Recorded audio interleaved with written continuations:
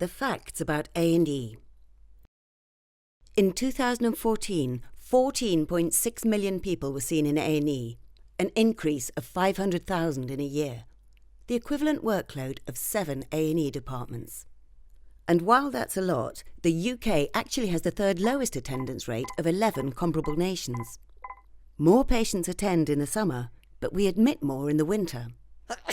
Sunday is the busiest day of the week. While only 2% of our patients suffer from major trauma, heart attack or stroke, 75% of all hospital admissions come through the doors of A&E. So A&E doctors deal with a lot of people. The average number of A&E patients per consultant per year is over 10,000, and that has inevitable consequences for our patients' experiences. Despite this, junior doctors can't wait to work in A&E. They love their departments and their jobs, and we've expanded the number of entrants by nearly 200 in just 2 years. The problem comes later on, at registrar level.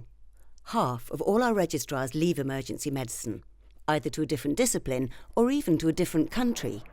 We've spent over £250 million training more than 500 emergency medicine doctors who currently work in Australia. This trained brain drain means we've spent another £500 million on A&E locum doctors to backfill those we've lost in the last 3 years. We don't think this is a problem of poor salaries. When we ask emergency physicians why they're leaving, money doesn't even make the top 5. We need fairer, sustainable rotas, so staff get to spend as much time with their family and friends as colleagues who don't work in 24/7, 365 services. Although pay isn't an issue, money clearly is. Last year, of the £700 million of so-called winter pressure cash given to the NHS, the college's survey revealed that less than 10% ended up directly in A&E departments. The rest went to try and stop people attending A&E, or preventing more admissions, or speeding up delayed discharges from hospital. But attendances went up 500,000, admissions by 7%, and there was twice as many delayed discharges this winter than last. So if we want to avoid queues coming out of the door, patients dying in ambulances, and the negative headlines that follow, the college believes more winter pressure money needs to find its way directly into departments, and in time to cope. Some people say that our patients are the problem, that they use A&E too much for too little. We never blame the patients. It's true that 15% could have visited a GP, but A&E is a powerful brand. So we think, rather than spending money trying to stop people visiting A&E, we should co-locate out-of-hours primary care with A&E.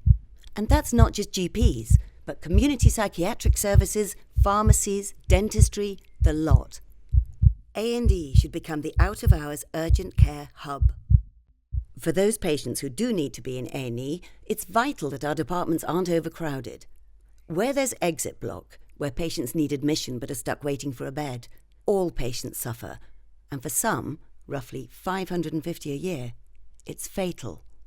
The college estimate around 400 people die because they can't get into the hospital soon enough, and a further 150 because they were discharged home inappropriately.